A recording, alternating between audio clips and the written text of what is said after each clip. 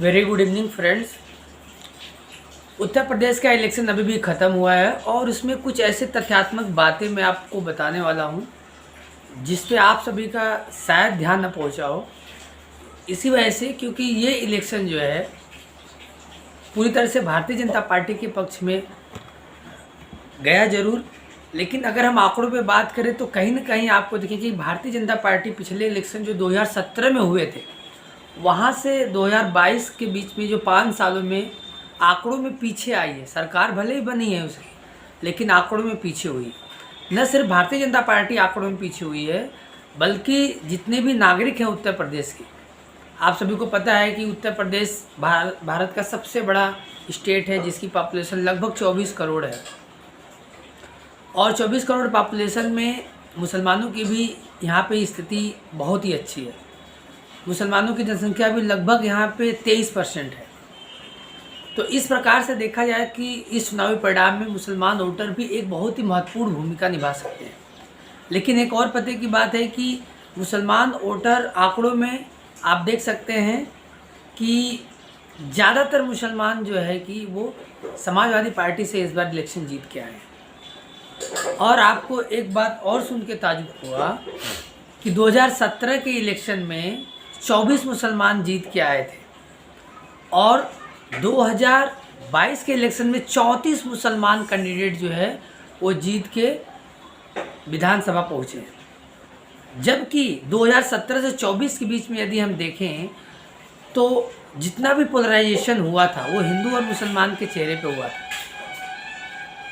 जो वोटों का ध्रुवीकरण हुआ था उसमें असुद्दीन ओवैसी का भी नाम आता है, जो कि पार्लियामेंट के एक सदस्य हैं और उन्होंने भी इस बार प्रयास किया उत्तर प्रदेश इलेक्शन में मुसलमानों को एक मंच पे लाने के लिए। तमाम अपने बड़े बड़े मंच लगा के अपने चुनावी भाषणों में, कैंपेनिंग में यही बात बताने जा रहे थे कि मुसलमान सिर्फ वोटर ही रहेगा या प्रतिनिधित्व भी करेगा।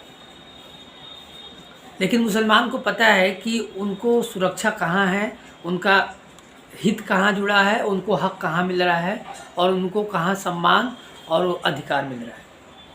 इस वजह से अगर हम ओवैसी की जो पार्टी है AIMIM की, उसकी हिस्सेदारी हम करें तो इलेक्शन कमीशन का जो रिजल्ट है, जो आंकड़े हैं, उसके अनुसार 0.49% पे ओवैसी जो है सिमट गए। वो भी एक ऐसे चेहरे हैं जो कि पैसे मतलब पढ़ाई, बैरिस्टर की पढ़ाई की है, लेकिन वो हमेशा आपको मंच से ऐसा प्रतीत होगा कि कहीं ना कहीं वो भी हिंदू मुसलमान करने से चूकते नहीं हैं। लेकिन उनको तो अपनी राजनीतिक महत्वाकांक्षा सिद्ध करना है और वो कहीं ना कहीं इसमें सफल भी होते हैं। उत्तर प्रदेश में अभी वो सफल नहीं हो पाए, हर सीटों पे उनकी जमानत जब्त हुई है, लेकिन उसके बावजूद भी एक मुसलमान चेहरा है और इस आधार पे बहुत सारे मुसलमानों को कहीं ना कहीं ओवैसी के कारण भी जलील होना पड़ता है, उनको मार खानी पड़ती है, उनको लिंचिंग होती है, उनको कहीं ना कहीं बायकॉट किया जाता है, सोशल बायकॉट। इस बात को भी मुसलमानों को समझना होगा कि अगर हमको आराम से यहाँ पे एक समान नागरिक की जैसे जीवन बिताना है तो ओवैसी जैसे लोगों का भी विरोध करना होगा, जो कहीं ना कहीं वोटों का एक तरह से रिलीजियस पोलराइजेशन करते हैं, धर्म के आधार पे, मजहब के आधार पे वोटों को जो है ध्रुवीकरण करने का प्रयत्न करते हैं। ऐसे लोगों से भी मुसलमानों को सावधान रहना होगा। अब हम बात करें आंकड़े पे तो भारतीय जनता पार्टी पिछले बार जो उस NDA के गठबंधन ने 325 सीट जीत के आई थी 2017 इलेक्शन में, इस बार उसके लगभग 50 सीटें उसके घटी हैं। 2022 के इलेक्शन में इस बार NDA गठबंधन को 272 वोट सीटों पे जो है संतोष करना पड़ता है, 325 से 272। उसके विपक्ष की अगर हम बात करें तो सबसे बड़ी पार्टी समाजवादी पार्टी, वो 2017 के इलेक्शन में 47 सीट पे सिमट जाती है। लेकिन इस बार वो जो है समाजवादी पार्टी प्लस जो RLD और सुभाषपा, ये तमाम लोगों का जो गठबंधन था, ओम प्रकाश राजभर का, स्वामी प्रसाद मौर्य, ये तमाम ऐसे लोगों को मिला के जो गठबंधन बना था, वो इस बार 125 सीटें पाते हैं। मतलब इनका कहीं ना कहीं इंक्रीज होती हैं सीटें और भारतीय जनता पार्टी और NDA के गठबंधन की सीटें कम हुई हैं। इस चीज़ को भी भारतीय जनता पार्टी को अपना विश्लेषण करना चाहिए कि हम जरूर पीछे से हमारी सीटें कम होती जा रही हैं। अब एक और पार्टी इसमें, एक समाजवादी पार्टी के तरह ही एक और क्षेत्रीय और अपने आप को राष्ट्रीय पार्टी भी मानती है, मायावती जी, जिसके सुप्रीमो हैं बसपा। सबसे ज़्यादा नुकसान बसपा को हुआ है। वो पिछले इलेक्शन में 17 सीट उनको मिली थी, जो इस बार एक सीट पे सिमट गई, वो भी बलिया की रसरा सीट पे एक सीट उनको मिला है। ये भी उनको चिंता का विषय है कि एक राष्ट्रीय पार्टी जिसके मुखिया लगभग 4 बार मुख्यमंत्री रहे हों, उस पार्टी का आज हाल ये हो गया है कि एक सीट पे संतोष करना पड़ा है। ये एनालिसिस का विषय है। अगर अब हम बात करें कि किन मुद्दों पे ये चुनाव लड़ा गया, तो आपको पता है कि इस समय जो है कि पूरे उत्तर प्रदेश नहीं, पूरे भारत के नागरिक महंगाई से, बेरोजगारी से परेशान हैं। उत्तर प्रदेश में साड़ के कारण जो एक्सीडेंट हुए हैं, ये भी एक बड़ा मुद्दा था चुनाव में। लेकिन दूसरी तरफ भारतीय जनता पार्टी राष्ट्रवाद के मुद्दे पे, परिवारवाद के विरोध में कैंपेनिंग कर रही थी, और उसमें भी गुंडे और माफिया को लेके एक बहुत बड़ा इशू था कि समाजवादी पार्टी के ऊपर आरोप लग रहा है कि वो गुंडों की पार्टी है और माफियाओं को शरण देती है। जबकि आंकड़े में आप देखेंगे तो आंकड़े इस बात को उतना सपोर्ट नहीं करेगा। जैसे अब आप देखिए कि मोहम्मद आजम खां, जो कि एक बहुत ही पुराने समाजवादी नेता हैं, वो पश्चिमी उत्तर प्रदेश के रामपुर सीट से चुनाव जीतते आए हैं, और इस बार वो जेल से ही चुनाव लड़े। वो जेल में बंद है, उनके ऊपर लगभग 200 से ज़्यादा मुकदमे हैं, छोटे बड़े, और उनको जो है उनके संपत्ति पे बुलडोजर चलता है, उनकी प्रॉपर्टी को जब्त किया जाता है, और उनको चुनाव में एक बहुत बड़ा चेहरा और मुद्दा बनाया गया। उनके बेटे अब्दुल्ला आजम, वो भी जेल में थे, हाल ही में छूटे हैं। इधर अगर हम पूर्वांचल में बात करें तो एक और मुसलमान चेहरा है जिनका नाम है जो है मुख्तार अंसारी, इनको भी समझा, वो भी अभी जेल में बंद है। अगर हम प्रयाग से बात करें तो वहाँ पे एक अतीक अहमद नाम का एक माफिया का चेहरा है। तो ऐसा आरोप है भारतीय जनता पार्टी का कि ये सारे जो है कि समाजवादी पार्टी से ताल्लुक़ रखते हैं।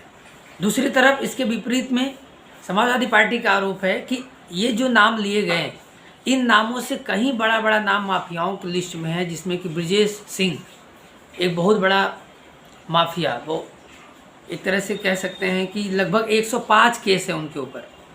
धनंजय सिंह एक बहुत बड़े माफिया, चंचल सिंह जो उनके भाई हैं, कहीं ना कहीं चाचा लगते हैं विजय सिंह के, और भी कई फहरिस्त है इस लिस्ट में जो कि माफिया चेहरे हैं, और इन लोगों को भारतीय जनता पार्टी से कहीं ना कहीं टिकट मिलता आया है, और उनके साथ जो है कि इनका कहीं ना कहीं गठबंधन या इनका अलायंस रहता है।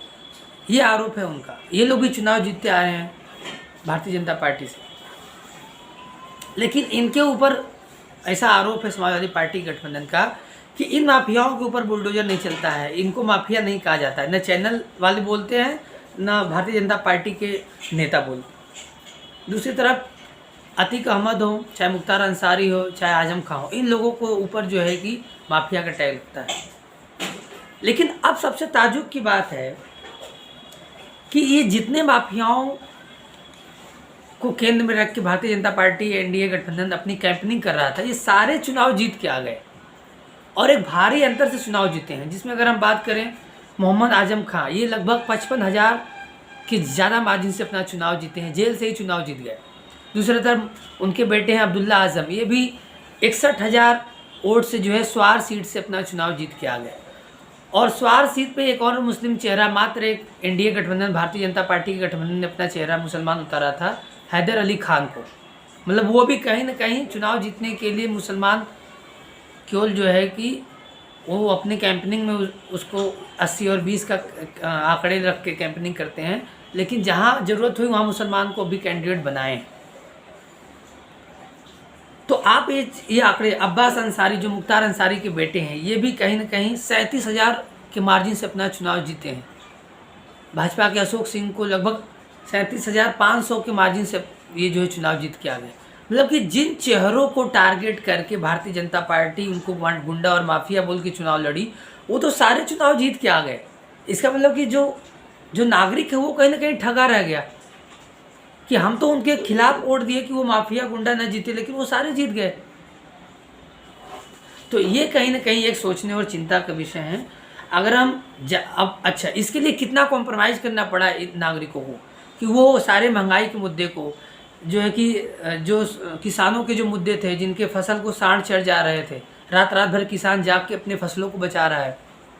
दूसरी तरफ जो है कि जो रसोई ईंधन है, जो अनाज है, ये सारी इतनी महंगाई है, लोग महंगाई से जूझ रहे हैं, बेरोजगारी से जूझ रहे हैं।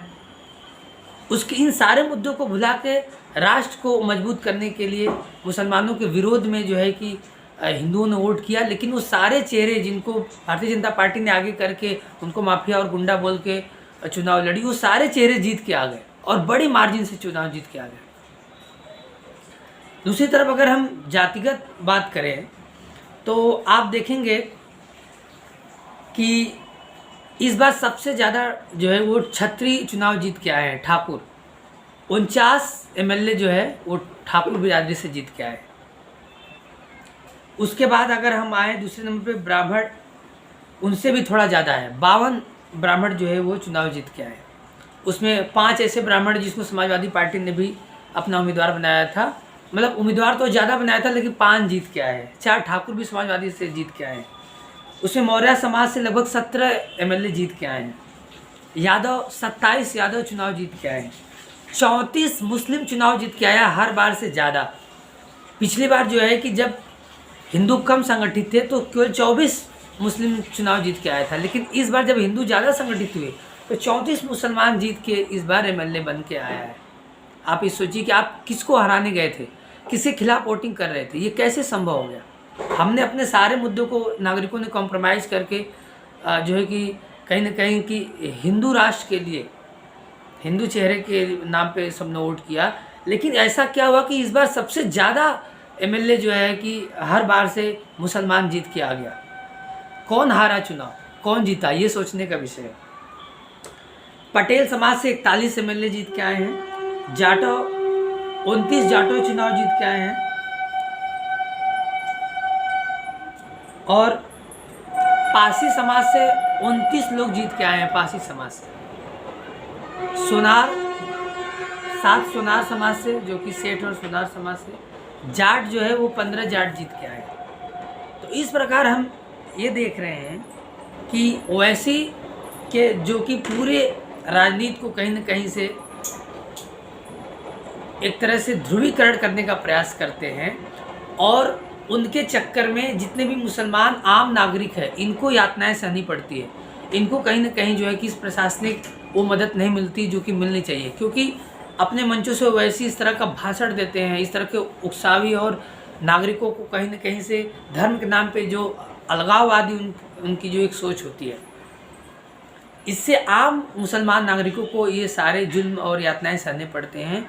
अगर ये लोग सजग हो जाए और ओवैसी जैसे लोगों का विरोध करे, या जब वो भाषण देते हैं तो उनसे कहिए कि आप अपने हक और अधिकार के लड़िए, हिंदू मुसलमान के नाम पे राजनीतिक नहीं होनी चाहिए। अगर भारत में शांति अगर लोगों को चाहिए तो इससे ज़रूर लोगों को छुटकारा पाना होगा, इसके लिए एकजुट होना होगा। धन्यवाद।